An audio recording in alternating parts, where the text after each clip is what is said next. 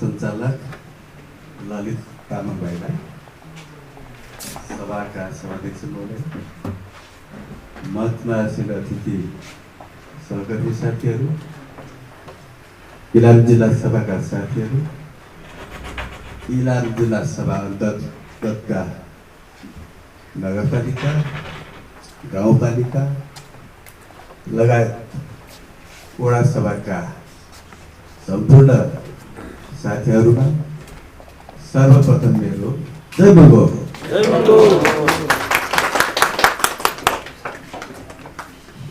त्यतिखेर हाम्रो अगाडि चुनौती र अवसर दुवै सँगसँगै आइरहेको छ।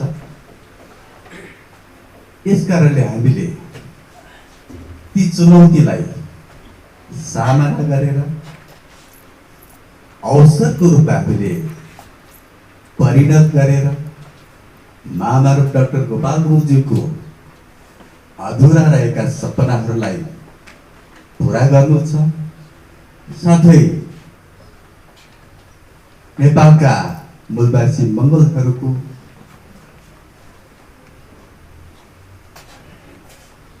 जीवनमा खुसियाली ल्याइदिने, खुसियाली ल्याउने अवसर एउटा चुनौतीको रूपमा आएको छ। र अहिले अगाडि स्थानीय चुनाव हाम्रो अगाडि ठेङ्गा उभिएको छ। यसकारण म चुनावकै सेरोफेरोमा तपाईहरुमाझ चुनावी रणनीतिको विषयमा केही कुराहरू बताउन गइरहेको छु। समस्या संकट आइसकेपछि मात्र एउटा फेरि खुसीको दिन, राम्रो उज्जवल भविष्यको दिन आउँछ। र एउटा घटना म तपाईहरुलाई सुनाउँछु। 62-63 को जनआन्दोलन पश्चात जो नेपालमा लोकतन्त्र आयो, त लोकतन्त्रको लागि जेल सहने, पहिलो आवाज उठाउने, भूमिगत भएर बाँच्नु बाध्य हुनु परेका महामानव डाक्टर गोपाल गुरुङज्यूको जुन मङ्गोल नेशनल अर्गनाइजेसन थियो, त्यो लोकतन्त्र आयो। तर मङ्गोल नेशनल अर्गनाइजेसनलाई 2064 मङ्सिर 6 गते हुने भनेर तोकिएको निर्वाचनमा भाग लिन नदिनको लागि मङ्गोल नेशनल अर्गनाइजेसनलाई जसरी पहिला 2047 सालमा दर्ता दिएको थिएन, त्यसरी नै मङ्सिर 6 गते 2064 सालमा दर्ता नदिने भनेर निर्वाचन आयोग मार्फत त्यो षड्यन्त्र खेल्ने काम भयो।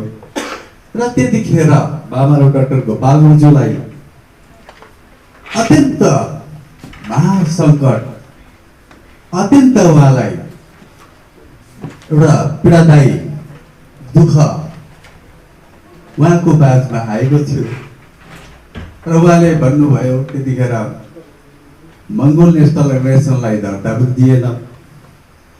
र मैले दर्ता नदिएपछि कूटनैतिक तौरले अगाडि बढ्नुपर्छ भनेर यो चुनावमा माओवादीलाई सघाएर जानुपर्छ भनेर घोषणा गर्दाखेरि, कार्यकर्ता साथीहरूलाई निर्देशन गर्दाखेरि कुनै कार्यकर्ता साथीहरूले यो मेरो कूटनैतिक लडाइँलाई बुझिदिएन। यसकारण अझै 4-5 वर्ष लाग्छ भाइ। 4-5 वर्षसम्म हामीले पर्खिन सक्छौँ कि सक्दैनौँ। त्यसपछि चाहिँ युवा पिँढी भाइहरू उर्लेर जागेर अगाडि आउनेछन्। त्यति जेलसम्म के गरौँ भाइ भनेर मलाई सोध्नुभयो। त उहाँ झापामा हुनुहुन्थ्यो। झापामा शान्तिलाल धिमालजीको घरमा बस्नु भएको थियो। र मैले भने उहाँलाई, हाम्रो साथीहरूले कुरा झट्ट नबुझेका मात्रै हुन्। तर दिलो ज्यानले चाहिँ मङ्गलकै निमित्त मर्न र मार्न समर्पित हुन तयार छ। केही दिन, केही समय, केही महिना मात्रै लाग्छ दाइ, बुझ्नेछन् भनेर मैले उहाँलाई भनेको थिएँ। र मेरो अब काठमाडौँ फर्किने कुनै आर्थिक स्रोत पनि छैन र अहिले लाजे मर्दनको हो यो, जसको लागि मैले लोकतन्त्रको लागि लडेँ। लोकतन्त्र आउँदा पनि मेरो सङ्गठनले दर्ता पाएन। यहाँ सबैले खिचिटिउले गर्नेछन्, गाली गलौज गर्नेछन्। यसकारण बरु म यतै हिँडेर मेरो बाबुआमाको घर छ भाइ खरसाङ महानदीमा, त्यहाँ गएर 2-4 वर्ष बस्छु भनेर भन्नुभयो। अनि मैले मानिनँ। दाइ तपाईँको के समस्या छ, म त्यो समस्या पुरा गर्न तयार छु। तपाईँ काठमाडौँ फर्केर औषधि उपचार गर्नुपर्ने कुराहरू छन्, नियमित डाक्टर भेट्नु पर्ने कुराहरू छन्, त्यो तपाईँले छुटाउनु हुँदैन भनेर म इन्डियातिर लागेँ। र मेरो एकजना सहयोगी दिदी हुनुहुन्छ, मनकारी दिदी हुनुहुन्छ, इन्डियाको मतिगढामा उहाँको बिहे भएर उहाँ पुग्नु भएको छ। र त्यहाँ गएर मैले दिदीलाई भने, दिदी मलाई 15,000 जति चाहियो पैसा, किनकि मेरो यो लास्ट इयरको फर्म भर्नु छ, त्यो पढाइ पुरा भएन भने त मैले यत्रो वर्ष पढेको र नपढेको अर्थ न पर्थ हुन्छ भनेर मैले दिदीसँग त्यो प्रस्ताव राख्दाखेरि दिदीले भाडा 15,000 दिनुभयो। अनि त्यो 15,000 मा 13,000 चाहिँ मैले दाइलाई दिएँ। 2,000 चाहिँ मैले पकेट खर्च राखेँ। त्यसपछि दाइ बेलुकी, त्यतिखेर माइक्रो बस चल्थ्यो, माइक्रो बसमा चढेर जानुभयो। बिहान पुगेर चाहिँ मलाई धन्यवाद भाइ, तिमीले महामुस्किल परेको समयमा, जुन एउटा सङ्कटको घडीमा तिमीले मलाई सहयोग गर्यौ, त्यो गुण म कहिले बिर्सिदिनँ भनेर उहाँले भन्नुभयो। त्यसपछि उहाँले कूटनैतिक तौरले अझ दबावका साथ काठमाडौँमा बसेर अगाडि बढ्नुभयो, लड्नुभयो र मङ्सिर 6मा चुनाव भएन। चुनाव सरेर चैतमा पुग्यो। चैतमा पुगिसकेपछि मङ्गोल नेसनल अर्गनाइजेसनले पनि त्यसपछि 2064 माघ 15 गतेको दिन निर्वाचन आयोगबाट विधिवत रूपमा दर्ता पाउन सफल भयो।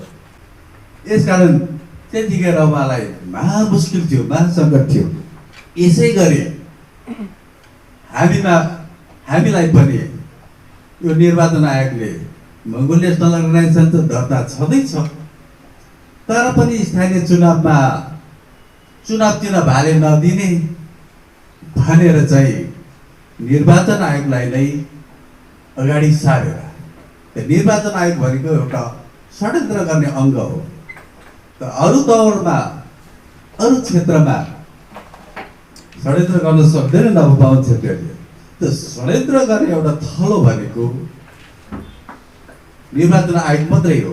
निर्वाचन आयोगबाट फेरि चुनाव चिन्ह भाले नदिने भनेर चाहिँ खालको षड्यन्त्र गर्यो। षड्यन्त्र गर्दाखेरि हामी त्यतिखेर दुखी भयौँ। हामीमा एक प्रकारको महामुस्किल र महासङ्कट देखा पर्यो, किनकि कार्यकर्ताहरूलाई, हाम्रा समर्थकहरूलाई हामीले कसरी चित्त बुझाउने, कसरी सम्झाउने भन्ने कुरामा हामीलाई एक प्रकारको महासङ्कट आइपरेको थियो। र त्यतिखेर आत्तिनु हुँदैन, सङ्कट आउँछ, दुःख आउँछ, आत्तिनु हुँदैन र पात्तिनु पनि हुँदैन र मात्तिनु पनि हुँदैन भनेर मामा डाक्टर गोपाल बोजूले सिकाएर जानुभएको कारणले, भनेर जानुभएको कारणले, देखाएर जानुभएको कारणले हामीलाई सजिलो भयो। किन सजिलो भयो भन्दाखेरि हामीले धैर्य धारण गर्न सक्ने भयो, बडो अनुशासित ढङ्गले अगाडि बढ्न सक्ने भयो। खासमा चुनाव चिन्ह नदिने भनेको चाहिँ गाली बेइज्जत गरेको थियो। बेइज्जत गरिसकेपछि लाजले भुतुक्कै भएर, लाजै मर्दो भएर कार्यकर्ता समर्थकहरूले किच गरेर चाहिँ राजनीतिकै नगरोस्, राजनीति गर्नै नसकोस्, सफल हुन नसकोस् भनेर चाहिँ षड्यन्त्र गरिएको थियो।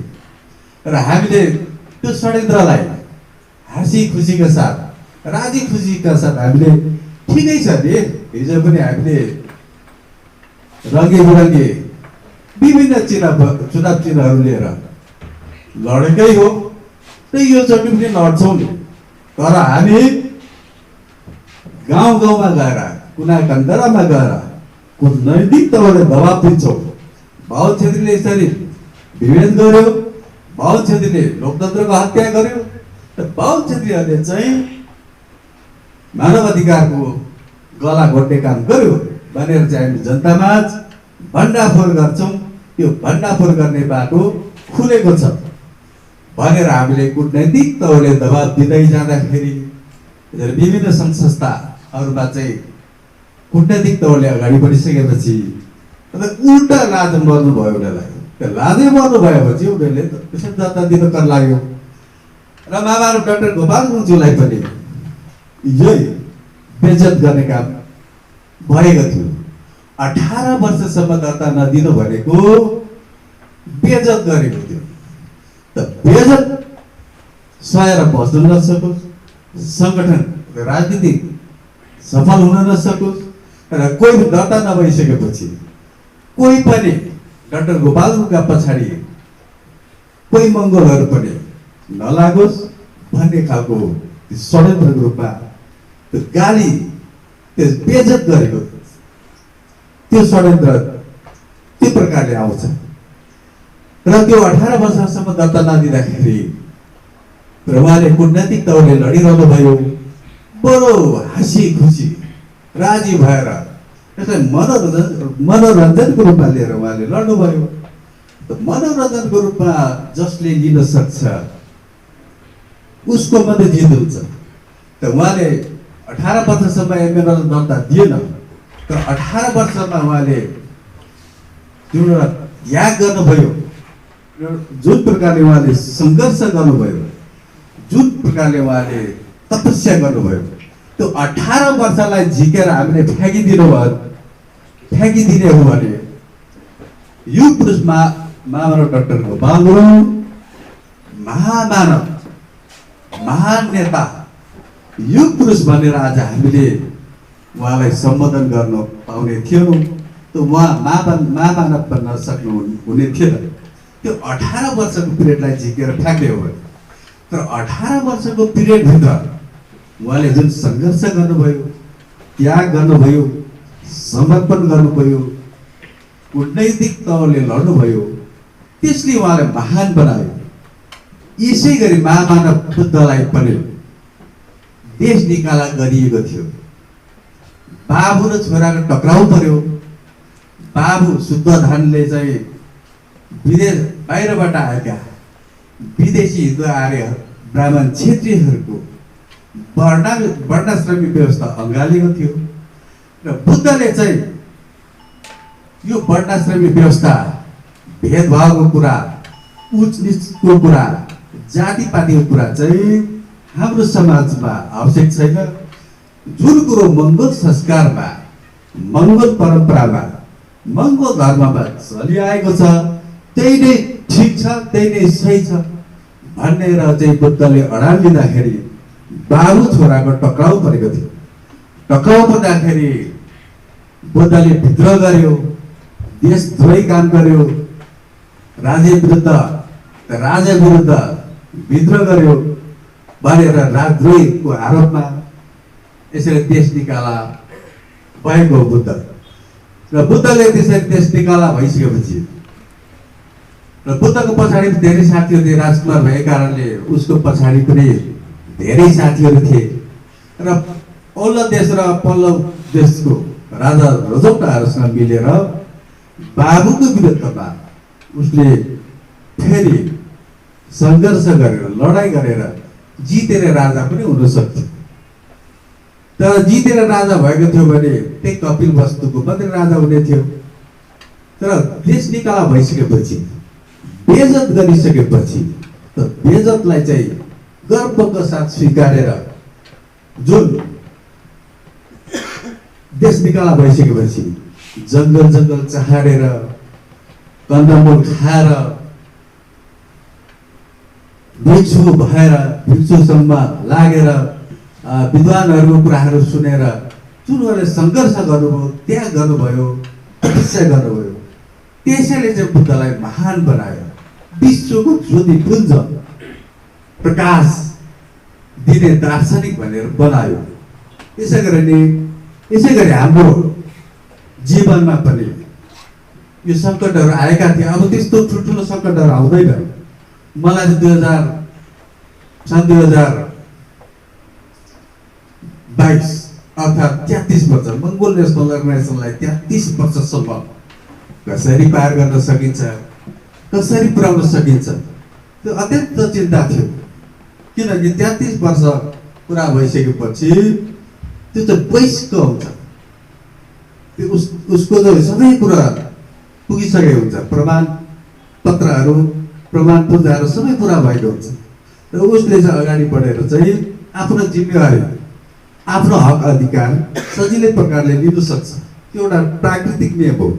त मङ्गोल नेसनल अर्गनाइजेसनलाई 33 वर्ष कसरी नगाउन सकिन्छ भनेर म त्यही विषयमा मात्रै चिन्तित भइरहेको थिएँ। र अब हामीले डराउनु पर्दैन, किनभने जुन महान डाक्टर गोपाल गुरुङज्यूले जुन रूपले बिरुवा रोपेर जानुभयो, मङ्गोल दर्शनका बिरुवा रोपेर जानुभयो, त्यो बिरुवाहरू हुर्किँदै आउने क्रम जारी नै छ। अलिकति समय लाग्ने भएको कारणले अप्ठ्यारो थियो, अब त्यस्तो अप्ठ्यारो छैन। यसकारण र हाम्रो अवस्था, नेपालका मूलवासी मङ्गोलहरूको स्थिति र अवस्था कस्तो छ त्यो विषयमा म अलिकति तपाईँहरूलाई ग्राफ बनाएर चाहिँ स्पष्ट पार्न गइराखेको छु।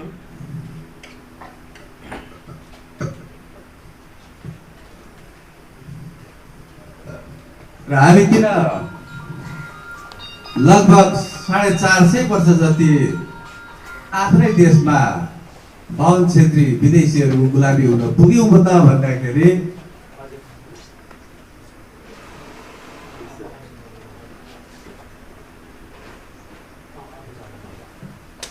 जन्म, हामी जन्मिसकेपछि मृत्यु, हामी जन्मन्छौँ अभावग्रस्त भएर जन्माउँछौँ, अभावग्रस्त भएरै मर्छौँ, हाम्रो सपनाहरू तुइन्छन्। तर हामी नेपालका मूलवासी मङ्गोलहरू जन्मेका हुन्छन्, देश बनाउने गरी जन्मेका हुन्छन्, डाक्टर, इन्जिनियर, पाइलट बन्ने गरी जन्मेका हुन्छन्। तर पनि नेपालको राजनीतिक शासन सत्ता चाहिँ विदेशीको हातमा भएको कारणले हाम्रो त्यो सबै ट्यालेन्टहरू, हाम्रो त्यो सबै योग्यताहरू चाहिँ अभावग्रस्त भएर नै जन्मन्छ र अभावग्रस्त भएर नै मर्नु बाध्य छ। किनभने अब यो मुलुकमा रोएर चाहिँ बाँच्ने को छ त भन्दाखेरि मरी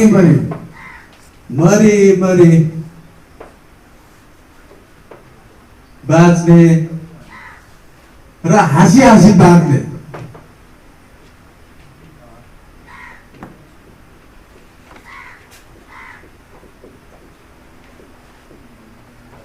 हाँसी बाँच्नेमा को पऱ्यो त भन्दाखेरि बाहुन क्षेत्री।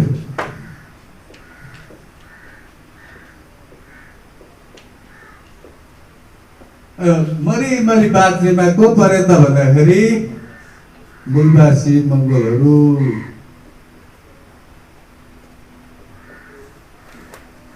मूलवासी मङ्गोलहरू चाहिँ आफ्नै देशमा मरी बाँच्नु बाध्य छन्। त विदेशी द्वारे ब्राह्मण क्षेत्रीहरू चाहिँ यो मुलुकमा हाँसी उनीहरू बाँचेका छन्। कहिलेदेखि त भन्दाखेरि अब उनीहरू 1559 देखि लिएर अहिले 2022 घटाउँदाखेरि 3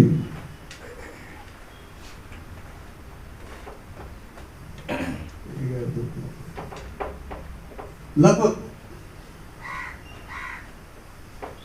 463 वर्ष जति भइसक्यो हामी आफ्नै मुलुकमा मरि बाँचेका छौँ। किनभने हामी नेपालका मूलवासी मङ्गोलहरूमा एउटा कमजोरीपना छ। त्यो कमजोरीपना भनेको त्यो दुःख लाग्दो कुरो भनेको चाहिँ हामी बिचमा मनभेद छ। हामी बिचमा चाहिँ के छ? मनभेद।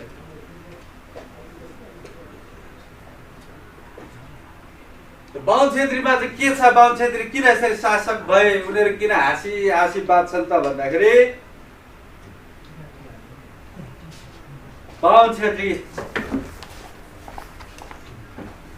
बाहुन छेत्रीहरूमा चाहिँ उनीहरू बिचमा मनभेद छैन, मतभेद मात्रै छ।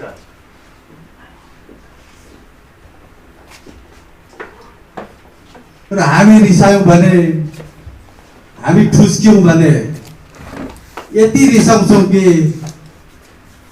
जिन्दगीभरि बोल्दैनौँ, फर्केर पनि हेर्दैनौँ। त्यो चाहिँ के त भन्दा मनभेद हो। हामी मनैदेखि रिसाउँछौँ। त बाहुन छेत्री बिचमा मनभित्रैबाट रिसाउँदैन। उनीहरू मतको मात्रै भेद हुन्छ, अझ विचारको सिद्धान्तको मात्रै कुरोमा चाहिँ उनीहरूको के हुन्छ भन्दाखेरि अलग हुन्छ, फरक हुन्छ। यसकारण यो पुरुष महामानव डाक्टर गोपालज्यूले हामीलाई भाषणमा भनेर जानुभएको कुरो उहाँले लेखिदिनु भएको प्रत्येक पुस्तकहरूमा हेर्नु भने नेपालका बाहुन छेत्रीहरूले खोलेको राजनीतिक दल र उनीहरूले सञ्चालन गरेको राजनीतिक पार्टीहरूको नाम मात्रै फरक हो र रङ पार्टीको नाम मात्रै फरक हो र झन्डाको रूप र रङ भनेको चाहिँ फरक हो, तर नीति चाहिँ एउटै हो। त्यो नीति भनेको नेपालका मूलवासी मङ्गोलहरूलाई दबाउने, हेप्ने, कुर्चिने, टाट पट्याउने, खत्तम गर्ने नै नीति हो भनेर उहाँले चाहिँ पुस्तकहरूमा लेखिदिएर जानुभएको छ। यसकारण उनीहरूको बाहुन छेत्रीहरूले खोलेको राजनीतिक पार्टीहरू काङ्ग्रेस भयो, कम्युनिस्ट भयो। कम्युनिस्ट त अब विभिन्न प्रकारका छन्। नेपालमा कुनै पनि कम्युनिस्ट त छैन। त्यो राजावादी यो बाहुन छेत्रीको पार्टीहरू भए र यिनीहरू चाहिँ कतिसम्म उनीहरूको मतभेद हुन्छ त भन्दाखेरि काङ्ग्रेसको लोकप्रियता घट्यो भने काङ्ग्रेसले धेरै भ्रष्टाचार गर्यो, धेरै मान्छेलाई दुःख दियो, धेरै कुरामा चाहिँ गल्ती गर्यो भने काङ्ग्रेसको लोकप्रियता घट्यो भने शासन सत्तामा कम्युनिस्ट पुग्छ। कम्युनिस्ट पुगिसकेपछि कम्युनिस्टले पनि केही दिन उसले पनि भ्रष्टाचार सकेसम्म उसले गर्नु पाउँछ। काङ्ग्रेसले त यसो गर्नु मन परेको हामीले गर्न नपाउने भनेर पनि उसले गर्छ र उसले पनि देशलाई बन्दकी राख्ने नै हो, खोलानाला बेच्ने नै हो। त्यति गरिसकेपछि पनि काङ्ग्रेसले फुलेर कम्युनिस्टको जरै उखेलिने गरी चाहिँ उसले विरोध गर्दैन। कतिसम्म गर्छ त भन्दाखेरि नेपालका मूलवासी मङ्गोलहरूले आन्दोलन गरेर त्यसको विरुद्धमा अभियान चालेर चाहिँ हामीले सञ्चालन गरेको हाम्रो पार्टी बाहुन छेत्रीको पार्टी काङ्ग्रेसको जरै उखेलेर चाहिँ नखाओस्, कम्युनिस्टको पनि जरै उखेलेर चाहिँ नखाओस् भनेर नै उनीहरूले अगाडि के गर्छन् त भन्दाखेरि उनीहरूले विरोध गरेको जस्तो गर्छ। त्यो मिडिया उनीहरूकै हातमा छ।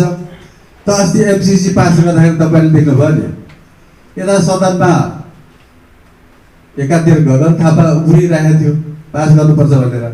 र ठिक उतापट्टि भीमराव उसले विरोध गरिटो परेको थियो। त्यो चाहिँ के हो त भन्दाखेरि अब बाहुन छेत्रीहरूको राजनीतिक दल र पार्टीको नाम मात्रै फरक हो, रङ रूप मात्रै फरक हो, राजनीतिक दलको नाम मात्रै फरक हो। त्यो उनीहरू किन यसरी मिल्छन् त भन्दाखेरि उनीहरूको संस्कार मिल्छ, धर्म मिल्छ, लिपि मिल्छ, लुट्ने तरिका मिल्छ। र कङ्ग्रेस र कम्युनिस्टका बाहुन छेत्रीहरूको चाहिँ उनीहरूले सँगै मिलेर संयुक्त रूपमा उनीहरूले चाहिँ उद्योग धन्दाहरू चलाइराखेको हुन्छन्, व्यवसायहरू गरिराखेको हुन्छ, पार्टनरसिपमा सेयर खेलिरहेका हुन्छन्। त्यसकारण उनीहरूले आफूलाई घाटा हुने गरी, आफूलाई नोक्सान हुने गरी उनीहरूले कहिले पनि विरोध गरेर, जरेदेखि पल्टाउने गरी विरोध गरेर जाँदैनन्। तर यहाँका मूलवासी मङ्गोलहरू चाहिँ अगाडि बढेर आन्दोलनलाई अगाडि बढाएर र यो विरोधको अभियानलाई अगाडि बढाएर हामीले छिनेर जान्छन् कि भनेर बाहुन छेत्रीले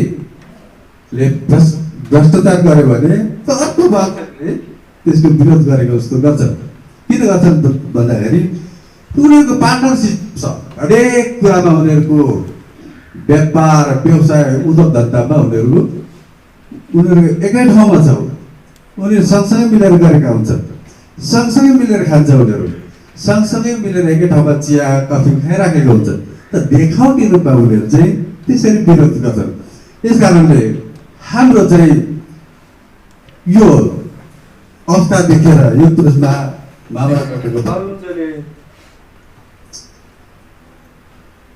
त्याग गरेर समर्पण गरेर यहाँका मूलवासी मङ्गोलहरूको निमित्त चाहिँ एउटा महामानव बनेर चाहिँ अगाडि जसरी आउनुभयो त्यसको लागि धेरै सङ्घर्ष गर्नुभयो, जेल सहनु पर्यो, आफन्त नाता गोताबाट टाढिनु पर्यो, साथीभाइबाट टाढिनु पर्यो, भूमिगत भएर भाग्नु पर्यो, सर्वस्व हरण हुने गरी लुटी माग्नु पर्यो। त्यसपछि बल्ल बल्ल अहिले हामी यतिका भयौँ, आफ्नो अधिकारको कुरा गर्ने भयौँ, आफ्नो अस्तित्वको कुरा गर्ने भयौँ। किन अब हामीलाई आपत्ति छैन, अब हामी मतभेद नगरेर हामीले पनि मतभेद मात्रै गर्नुपर्छ। हामीले विभिन्न विचारधारामा लागे पनि, विभिन्न पार्टीमा नेपालका मूलवासी मङ्गलहरू लागे पनि, तर हाम्रो समष्टिगतमा हाम्रो जाने थलो र हाम्रो मूल घर भनेको चाहिँ एमएनओ हो है भनेर चाहिँ भनोस्। भोलिका आउँदा भारी पिँढीहरूले कुरा बुझेर मालिक बनोस्, यो देशको आफै शासक बनोस् भनेर उहाँले बडो दुःख गरेर, बडो सङ्घर्ष गरेर चाहिँ एमएनओ जन्माइदिनु भयो।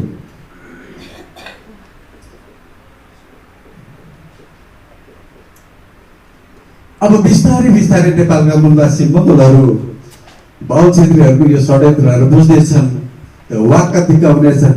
त्यो बाहुन छेत्रीहरूलाई नै पुग्दैन, अब बाहुन छेत्रीलाई नै भाग पुग्दैन। अब यहाँका मूलवासी मङ्गोलहरूलाई मौका दिने कुरा दुनियाँ आउँदैन। यसकारण अब बिस्तारै बिस्तारै नेपालका मूलवासी मङ्गोलहरू मङ्गोल नेसनल अर्गनाइजेसनमा आउनेछन्। त्यो आउनको लागि उहाँले चाहिँ आओस् भनेर चाहिँ एमएनओ खोलिदिनु भएको छ। त एमएनओमा तनले मनले धनले सही गरिसकेपछि नेपालका मूलवासी मङ्गोलहरू अब मैले 2 वर्ष अगाडि नै घोषणा गरिसकेको छु।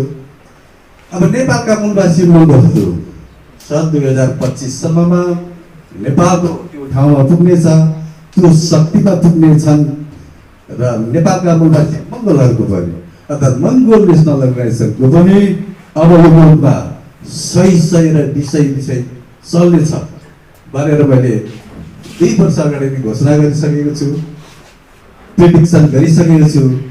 र तपाईँहरू बडो धैर्य धारण गरेर सुनिदिनु भएको छ। र यतिखेर चाहिँ एउटा हामीले गर्नै पर्ने कुराहरू चुनावी रणनीतिका कुराहरू भएको कारणले म त्यही विषयमा तयारी भएर आएको छु। र यो चाहिँ हाम्रो अवसर हो, महामानव डाक्टर गोपाल गुरुङजीको सपना पुरा गर्ने, अधुरो सपना पुरा गर्ने र हामीले हाम्रा मान्छेहरूलाई देशभित्र बसेका मूलवासी मङ्गलहरूलाई प्रवासमा बसेका मूलवासी मङ्गलहरूलाई खुसी बनाउनको लागि एउटा उत्साह र उमङ्ग सबैमा ल्याइदिनुको लागि एउटा अवसरको रूपमा अथवा चुनौतीको रूपमा अहिले हाम्रो अगाडि ठिङ्ग उभिएको स्थानीय चुनाव छ। त्यो स्थानीय चुनावमा हामीले जित हासिल गरेर सबैलाई हामीले खुसी बनाउनु छ। त्यो चुनौती तपाईँ हाम्रो अगाडि आएको छ र चुनाव भनेको कुरो चाहिँ जस्तै हामीले दल दर्ताको लागि चुनाव चिन्ह भालेको लागि जुन लडाइँ लड्यौँ त्यो चाहिँ कूटनैतिक लडाइँ थियो। तर चुनाव भन्ने कुरो चाहिँ कूटनैतिक तौरले लडिँदैन। चुनाव चाहिँ रणनैतिक रूपले लडिन्छ र रणनैतिक रूपले लडेको चुनाव मात्रै जितिन्छ। त मङ्गोल नेसनल अर्गनाइजेसनले पनि रणनैतिक रूपले चुनाव लडेको हुन्छ, अरू पार्टीहरूले पनि त्यसरी नै रणनैतिक रूपले लडेका हुन्छन्। र कसले जित्छ त भन्दाखेरि जसको रणनीतिमा फरक ढङ्गको छ, जसले रणनीति पालना गरेको छ, जुन दलले, जुन नेताले, जुन उम्मेदवारले, उसले मात्रै जित्ने हो। सबैको तरिका त एउटै हो, तर अलिकति फरक हुन्छ, ढङ्ग चाहिँ अलिक फरक हुन्छ। र सबैभन्दा हामीले अब मङ्गोल नेसनल अर्गनाइजेसनको उद्धार भएर मङ्गोल नेसनल अर्गनाइजेसनको जुन लडाइँ छ, अस्तित्वको लडाइँ, त्यो लडाइँमा योगदान पुर्याउनको लागि हामीले यो स्थानीय चुनावमा जित्नुको लागि, चुनाव लडेर जित्नुको लागि सबैभन्दा हामीमा चाहिँ यो कुरा आउनु पर्यो। हामी मानसिक रूपले तयार हुनु पर्यो। पहिला मानसिक रूपले, त्यसपछि शारीरिक रूपले, त्यसपछि आर्थिक रूपले। यो तीनवटा कुरो चाहिँ अनिवार्य हुनुपर्छ। तपाईँहरूको जुन एम्बिसन छ, एउटा महान उद्देश्य छ, त्यो महान बन्नु छ, तपाईँहरू सफल हुनुहुन्छ, यो देशको महान नेता बन्नुहुन्छ, यो देश हाँकेर लैजानु छ। त्यसमा तपाईँहरूले छिमेकी बेगर बाँध्नु पनि सक्नुहुन्न, साथी बेगर एकछिन पनि बाँध्नु सक्नुहुन्न, आफन्त बेगर एकछिन पनि रहनु सक्नुहुन्न। तर त्यति मात्रै नबताइदिनुहोस्, तपाईँहरूले आफ्नो एम्बिसन र उद्देश्य चाहिँ नबताइदिनुहोस्। र साथीहरू, र यो एउटा अवसर छ र देश विदेशमा रहनुहुने नेपालका मूलवासी, हिन्दू मूलवासी मङ्गोल दाजुभाइ तथा दिदीबहिनीहरूलाई र यो एउटा अवसर आएको छ र सँगसँगै चुनौती पनि आएको छ। र यो चुनौतीले हामीले सामना गर्न सकेको खण्डमा महामानव डाक्टर गोपाल गौँज्यूको जुन अधुरा रहेको सपनाहरू, आजसम्म उहाँले चुनाव चिन्ह भाले नै लिएर लड्नुभयो 48 सालदेखि, तर जित हासिल गर्न सक्नु भएन। त्यो अधुरो रह्यो नि त। त्यो अधुरो सपना पुरा गर्नुको लागि स्थानीय तहमा यसपालि हामीले चुनाव चिन्ह पाएका छौँ, कुखुराको भाले। र यो अवसर हो, र यो अवसर हो। अनि चुनौती पनि आइदियो फेरि, किन हामीसँग आर्थिक त सबै टाट पल्टेका मात्रै छौँ, र बाहुन क्षेत्रले हामीलाई त कङ्गाल बनाइसकेको छ। तर यो चुनौतीलाई पनि हामीले सामना गरेर डाक्टर गोपाल गुरुङको अधुरो सपनालाई पुरा गरेर र अर्को सबै मूलवासी मङ्गोलहरूको मनमा, मस्तिष्कमा, अनुहारमा हाँसो ल्याइदिनुको लागि, खुसियाली ल्याइदिनुको लागि यो ठुलो जिम्मेवारी आएको कारणले देश विदेशमा रहनुहुने हिन्दू मूलवासी मङ्गोल नेसनल अर्गनाइजेसनलाई असाध्यै माया गर्नुहुने तपाईँ सम्पूर्णलाई म विनम्र अनुरोध गर्दछु, तपाईँहरूले आफ्नो क्षमताले भ्याएसम्म तपाईँहरूले तन दिएर, मन दिएर, धन दिएर सहयोग गरिदिनुहोस् र यो अधुरो सपनालाई, महामानव डाक्टर गोपाल गुरुङको अधुरो सपनालाई नेपालका मूलवासी मङ्गलहरू आजसम्म हाँसेका छैनन्, रोएर मात्रै बाजेका छन्। यसकारण अलिकति हाँसोको सुरुवात गर्नुपर्ने भएको कारणले यसमा तपाईँहरूले योगदान पुऱ्याइदिनुहोस्, सहयोग गरिदिनुहोस् भनेर म हात जोडेर विनम्र अनुरोध गर्दछु। र एउटा कुरा भने तपाईँहरूलाई अप्ठ्यारो हुन्छ, किनभने किन अप्ठ्यारो हुन्छ भन्दाखेरि चुनावी उम्मेदवार तपाईँहरूले आज पक्कै पनि घोषणा गर्नु नै हुन्छ र केन्द्रका साथीहरूलाई यो त प्रतिस्पर्धा, वडाका साथीहरूले वडामै प्रतिस्पर्धा गर्ने हो, नगरका साथीहरूले नगरको चुनावमा प्रतिस्पर्धा गर्ने हो, जिल्लाका साथीहरूले जिल्लामा प्रतिस्पर्धा गर्ने हो, केन्द्रका साथीहरूले केन्द्रको चुनावमा चाहिँ प्रतिस्पर्धा गर्नुपर्छ। प्रतिस्पर्धा गर्ने वडाका साथीहरू वडामै गर्ने हो, नगरकोले नगरमै गर्ने हो। त्यो किसिमले तपाईँहरूले निर्णय गरेर पास गरेर अगाडि बढाउनुहोस्। कतिपय रणनीतिहरू चाहिँ यसो खुलेर भन्ने कुराहरू छैनन्। हामी सबैले नै एक भएर चाहिँ यो लडाइँमा केही अलिकति हाँसो चाहिँ हामी ल्याउनै पर्ने भएको कारणले यो जिम्मेवारी हामीमा आएको कारणले तपाईँहरू यसमा ध्यानपूर्वक चासो लिएर अगाडि बढ्नुहोस् भन्दै म आफ्नो केही कुराहरू रणनीति अहिलेको स्थानीय चुनावको रणनीतिहरू तपाईँहरूमा केही थोरै भए बताउन भ्याएँ। तपाईँहरूले बोलाइदिनु भयो अनि बताइदिनु भनेर बोलाउनु भयो, म पनि आएर बताउन सकेँ। अब कतिसम्म बुझ्नुभयो त्यो त कतिपय त बसेर कुरा गर्नुपर्ने कुराहरू हुन्छ भन्दै म तपाईँहरू माझ बिदा लिन चाहन्छु। हस्त जय मङ्गल।